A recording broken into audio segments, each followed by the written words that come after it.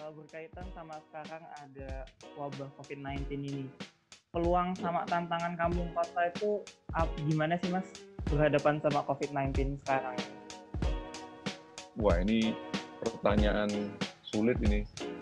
Menterinya aja bingung kok Mas jawabnya Mas. Kira-kira nih Mas, kalau dari pengalaman mungkin ada sekarang ada kampung siaga COVID-19 gitu. Itu kira-kira gimana nih ngelihat peluang sama tantangan? Hari ini sebenarnya ada banyak literatur baru yang dirilis terkait dengan pandemi ini ya. Di sosiologi yang agak booming misalnya ada Zizek yang menulis manusia yang panik dengan pandemi ini. Jadi pandemi ini kan menjelaskan bagaimana kemudian manusia menjadi sangat global gitu ya, bergerak. Makanya kemudian Anda bisa bayangkan virus ini disebarkan setidaknya lewat dua hal yang kita bisa akses di media. Droplet, orang muncratan yang keluar dari mulut ataupun airborne. Studi WHO terakhir paling menunjukkan itu. Yang mengerikan kan kemudian mobilitas manusia menjadi sangat masif. Karena ini menjadi gejala global. Dan pada saat bersamaan, pandemi ini kemudian bergerak bersamaan dengan mobilitas manusia juga sekaligus. Sehingga kemudian ini menjadi pandemi global yang ya mungkin ini menjadi bagian dari sejarah kita semuanya. Karena peradaban kita juga pernah diuji dengan flu Spanyol di 1918. Dan itu paradoks nih. Kita kemudian kesulitan merespon ini secara nasional. Pilihannya orang berdebat macam-macam ya sejak bulan Maret. Dan kemudian tiba-tiba angkanya tidak kunjung menurun. Karena kota-kota kita selama ini dibangun juga memusat kan Mas. Semua ke Jakarta misalnya salah satunya yang membuat orang harus mudik. Wah, kita berdebat pulang kampung atau mudik, wah, ya kan? Kenapa? Karena itu menjadi mekanisme lain penyebaran virus ini dari kota ke desa ke kampung-kampung. Maka mudik dilarang. Misalnya, Anda bisa lihat ini menjadi problem ruang sebenarnya spasial bahwa ada sesuatu yang dipaksakan di satu tempat dan ditinggal di tempat lain. Dan flu ini pandemi ini menjadi salah satu fragmen paling paradoks dalam gejala kota-kota modern. Sudah selesai semuanya. Itu kenapa kemudian kalau Anda mau baca kurvanya di bulan Juni ketika puasa dan masuk Lebaran, akhirnya tidak kunjung turun, tapi tetap di angka tinggi di atas angka 1.000. Bahkan kemudian naik lagi, termasuk kemudian pilihannya, wah nggak gerak nih ekonominya, maka pilihannya menjadi new normal. Dan pada saat bersamaan angkanya juga masih naik untuk menjelaskan bahwa kemudian hari ini tidak orang harus bergerak. Bahkan ketika dia di dalam kota, dia akan bergerak dari satu titik ke titik yang lain.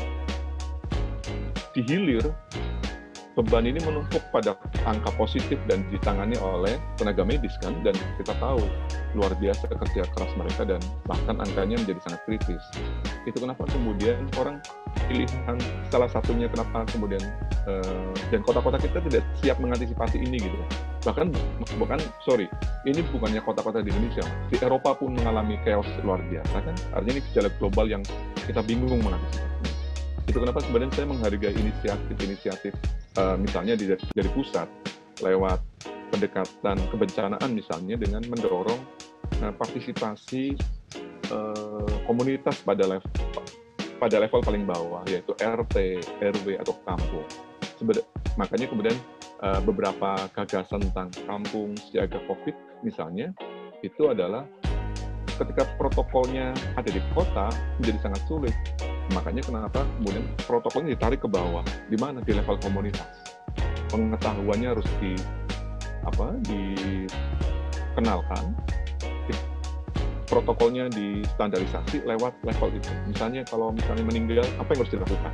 Misalnya, kalau ada yang terjadi, ada satu tetangga yang positif, bagaimana tetangga lain merespon? Misalnya, Oke, tidak harus belanja ke mall, berarti mereka harus menanam misalnya. Ini kan kerja-kerja orang kampung, kerja-kerja orang desa. Itu kenapa sebenarnya menarik ketika kami mempelajari kampung siaga COVID sebagai pelajaran. Kenapa? Karena sebelumnya sebenarnya skema kebencanaan di level komunitas itu sudah didorong oleh Mensos dengan kampung siaga bencana misalnya, atau BNPB punya program namanya Kampung Tangguh Bencana dan seterusnya. Sekolah juga sebenarnya didorong oleh misalnya oleh Kemendikbud, sekolah siaga bencana dan seterusnya. Tapi ketika harus menghadapi pandemi ini, kita juga harus beradaptasi. Dalam banyak hal kita sangat gagap dan yaitu tantangan kita. Tapi balik ke pertanyaan tadi, kampung komunitas akan menjadi hulu untuk penanganan ini. Kalau kita bisa jaga jarak, kalau kita protokolnya ketat, kita bisa sehat, maka di hilir angka yang positif mestinya berkurang. Karena kampung sejauh ini selalu saja jadi korban, akhirnya kita menumpuk. Padahal mall sudah ditutup, bioskop sudah ditutup. Sekarang ketika kasus-kasus ada di pasar ditutup, ya ini situasi yang sulit dan saya pikir semua pihak harus berkontribusi. Karena hari ini korban dan pengorbanan teman-teman medis saya pikir luar biasa dan itu tugas mulia dan tugas berat mereka semuanya ya. Dan saya pikir inisiatif Kampung Siaga COVID bisa jadi treatment menarik dan saya pikir harus didorong sedemikian rupa. Gitu, menarik nih Mas. Iya. Jadi sebenarnya kampung kota sendiri itu jadi hulunya ya Mas ya. Ketika dalam konteks ini. Iya. Jadi ketika sebenarnya ketika merekanya juga katanya di kampung-kampung kota ini protokol kesehatannya berjalan, terus juga jadi bisa salah satu bentuk cara menekan penyebarannya itu bisa melalui kampung-kampung kota yang ada gitu ya, lewat kampung siaga COVID-19 ini. Ya. Terus nih Mas, maaf, mungkin nambah Mas. Oh iya. Yang tadi kaitannya kampung dalam kebencanaan, salah satu catatan yang penting yang mungkin saya bisa tambahkan tadi, Indonesia itu dengan kesuburannya, salah satunya kemudian kita sadar bahwa Indonesia punya rekam jejak kebencanaan yang luar biasa kan, gunung, gempa, apalagi gunung, gempa, banjir dan seterusnya. Oke, ini kan nanti bagian dari perencanaan bagaimana kota, kampung itu merespon gitu atau beradaptasi gitu kan. Nah, yang menarik kemudian kemampuan penanganan bencana itu kan terbatas, Mas. Ya nggak sih? Kalau orang di kampung, kalau di kota, berapa sih jumlah pemadam misalnya? Berapa sih jumlah rumah sakit? Berapa sih jumlah penanganan bencana itu? Itu kenapa kemudian di Undang-Undang Kebencanaan itu menuntut poin salah satu adalah partisipasi. Nah, komunitas itu jadi penting. Itu kenapa kalau bencananya di daerah kecil, sedangkan pusat penanganan bencana di kota, jarak penanganan ini kan jadi problem.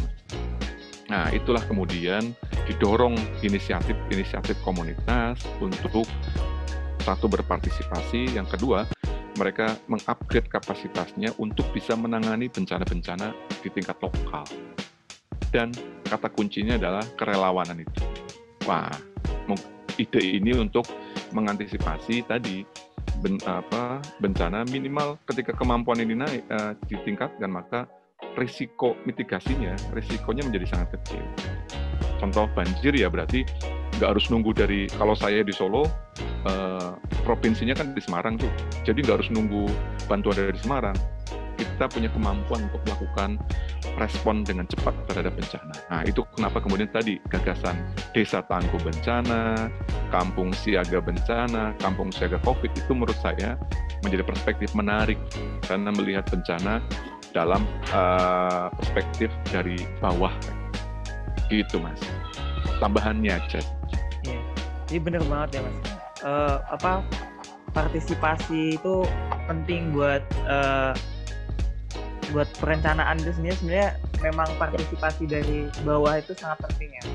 Karena sekarang juga kan kayak pemerintah udah mulai ada teori kayak planning partisipatory gitu. Jadi perencanaan itu juga melibatkan masyarakat. Nah, salah satunya bentuknya mungkin dalam memitigasi bencana sendiri. Betul. Terus nih Mas, kalau di Kampung Nesya itu keanggotaannya sendiri gimana Mas? Apakah menerima keanggotaan dari luar atau cuma tadi lewat serawung kota gitu Mas? Enggak loh Mas, mosok keanggotaan kayak enggak lah. Jadi cuma ini ya tim-tim di teman-teman Kampung Nesya itu yang menggerakkan platformnya, terus juga tapi sambil berjejaring gitu sama ini gitu ya Mas, sistemnya kayak gitu. Jadi, ya Mas ya. Betul. Jadi mungkin kata keanggotaan itu kata komunitas di 10 atau 20 tahun yang lalu. Iya. Wah, jadi anggotanya gitu. Kalau sekarang dengan platform, kita nyebutnya platform digital kan sebenarnya orang tidak membayangkan keanggotaan, orang sudah bisa, bahkan ketika misalnya teman-teman di Semarang bergelut dengan isu ini ya, saya tidak sedang membayangkan teman-teman harus menjadi bagian anggotanya, enggak, tapi teman-teman harus bekerja sendiri dengan minat sendiri dan kemudian berkolaborasi dan berjejaring gitu. Karena kata kuncinya adalah kesamaan isu saja. Dan penting kenapa jejaring, pengalaman di Semarang menjadi modal bagi kami untuk melihat Solo misalnya, atau teman-teman pengetahuan di Solo bisa dijadikan referensi bagi teman-teman di Jakarta misalnya. Jadi pengetahuan yang berbasis lokalitas ini harusnya jadi modal kolektif untuk komunitas, pegiat, warga kampung, atau aktivis kota atau kampung untuk kemudian bersama-sama mendorong pengetahuan menjadi bagian dari perubahan kota. Termasuk tadi Mas Zaki udah sebut partisipasi planning itu sudah bahkan itu sudah bukan sekarang, sebenarnya itu udah 20 tahun. Di Solo bahkan sudah uji cobakan tahun 2000 yang kemudian menjadi Undang-Undang Sistem Perencanaan Nasional tahun 2004 itu. Jadi pembangunan bukan lagi dari Jakarta ke Semarang provinsi kemudian ke kota Solo kan gitu, enggak kan, tapi dari bawah, dari RT, RW, kemudian direkapitulasi, menemukan skala prioritas, dirangkum di kecamatan, di kelurahan, namanya Musren Bangkel gitu kan. Nanti semua kelurahan digabung jadi satu, numpuk di kecamatan, ketemu prioritas, gabung ke kota, Musren Bangkot. Nanti dari kota, wali kotanya diundang sama gubernur di Semarang, namanya Musren Bangprof. Nanti Pak Gubernur, Pak Ganjar merumuskan dari seluruh kota kabupaten di Jawa Tengah, dibawa ke Jakarta, namanya Musrenbang Nasional, dan kemudian padanya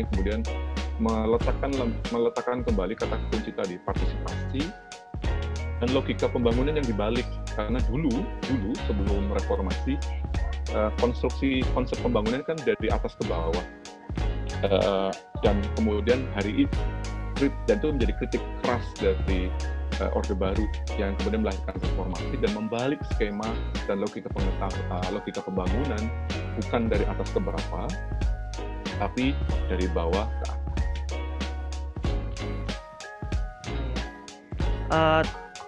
Untuk saat ini nih Mas, yang kurang dari pengalaman selama ini bergelut di kampung kota, yang kurang dari kampung-kampung kota yang ada di Indonesia ini apa sih Mas?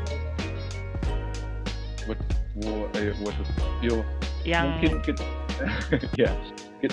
saya nggak bisa ngomong ke Indonesia ya, tapi kalau di Solo dan sekitarnya,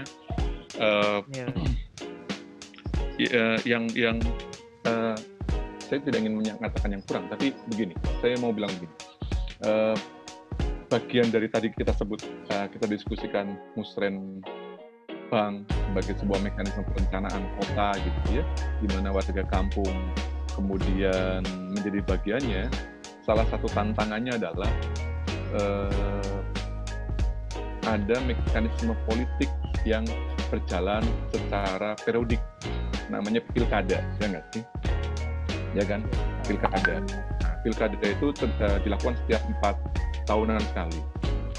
Nah, ini menarik. Kenapa? Karena kemudian seandainya, wah, aslimu mana, Mas? Aslinya dari Lampung, Mas.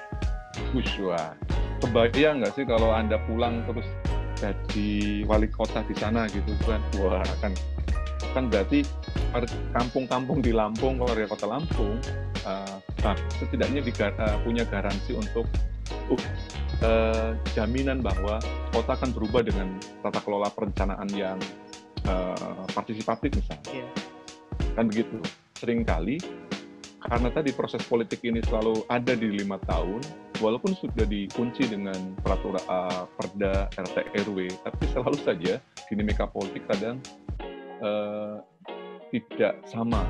Maka akan ada satu momen di mana pemimpin kota itu sangat aspiratif gitu misalnya, tapi akan ada momen juga pemerintah eksekutif pada daerah tertentu misalnya tiba-tiba kurang aspiratif. Nah, itu kenapa kemudian kolektivitas ini harus dibangun bareng-bareng. Satu, yang kedua, anak-anak muda, itu menjadi kata kunci menurut saya. Kata kunci untuk memastikan proses reproduksi pengetahuan ini menjadi garda depan. Karena seringkali kota tiba-tiba dibangun bukannya tanpa perencanaan, tapi saya nyebutnya seringkali mengabaikan pengetahuan, baik sejarah, sosial, budaya, dan otomatis perencanaan yang mengabaikan fakta-fakta itu akan menjadi atau akan abai pada kepentingan masyarakat secara kolektif, dan itu kadang nggak seru gitu. Itu kenapa kemudian saya senang anak-anak muda aktif dan bergelut pada tema-tema ini. Gitu, Mas. Jadi tantangannya itu sebenarnya pemegang kebijakannya gitu ya, Mas ya.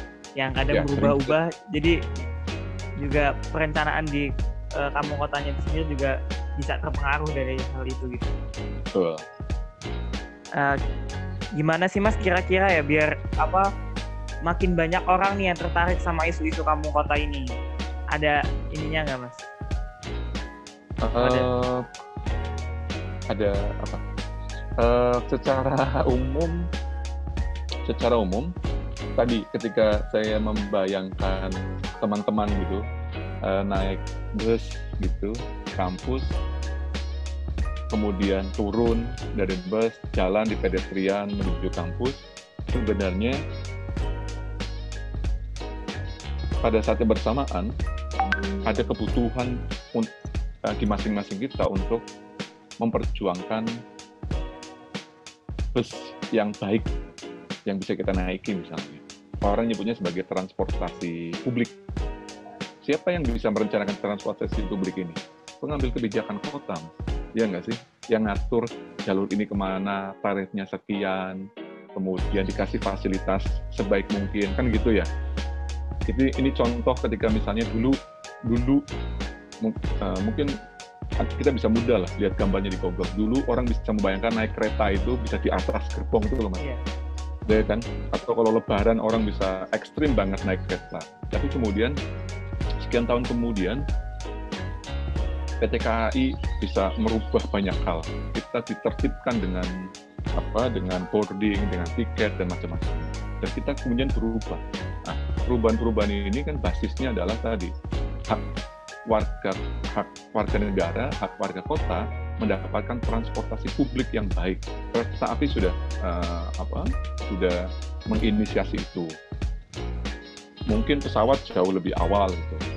Tapi transportasi dalam kota kan kita masih punya banyak problem nih. Misalnya kan begitu. Bus atau angkota atau ojek online macam-macam lah. Orang masih banyak diskursus terakhir ini. Tapi ide tentang layanan pemenuhan hak pada warga kota itu yang harus itu harus penting. Nah, kesadaran untuk menyebut bahwa ini hak kami atas kota itu yang penting menurut saya. Dan anak-anak muda paling ini loh Mas, paling aktif memainkan itu. Saya pikir platform digital hari ini tuh mendekatkan itu semua dengan sangat baik ya. Bahkan kalau Anda naik ojek online, Anda nggak puas, Anda bisa kasih apa Mas, bintang ya. Kalau Anda puas berarti Anda kasih bintang 5, Anda bisa kasih bonus bonus tambahan uang gitu ya, ada yang 2.000, 500, 5.000. Ya kan, Anda bisa kasih bonus. Tapi ketika Anda nggak suka, Anda pun bisa komplain di situ. Dan ketika Anda komplain, maka sistem operatingnya akan membuat dia kemudian dibatasi cara kerjanya. Itu sangat progresif. Tapi pada saat bersamaan, birokrasi kita kan belum bisa seprogresif itu. Jadi Anda harus taat dan loyal dengan bus yang seadanya ketika kampus. Anda harus jalan di pedestrian yang sangat sempit, berebut dengan bus yang PKL, bis yang melaju kencang, motor kencang. Bahkan ketika ada nyebrang, mungkin dari turun bus ke nyebrang ke kampus, Anda harus nyebrang zebra cross, seberapa aman zebra cross dan seterusnya. Kemudian padarnya itu menjelaskan bahwa itu semua harus diperjuangkan, itu semua harus menjadi kesadaran bersama bahwa itu hak kita, hak warga kota atas kotanya. Nah, upaya teman-teman dalam bentuk apapun adalah upaya untuk memperjuangkan hak itu, hak untuk kota yang layak dihuni. Dan kalau nggak kita yang memperjuangkan, ya siapa lagi, Mas? Gitu, Mas. Oke, mungkin cukup dulu nih ya Mas buat saat ini. Gitu. Oke. Terima kasih banyak waktunya udah meluangkan waktu buat sama-sama belajar. Mungkin nanti di lain waktu kita bisa lanjut sharing lagi nih. Ya, salam buat teman-teman. Moga-moga situasinya membaik, teman-teman juga mesti berdiri.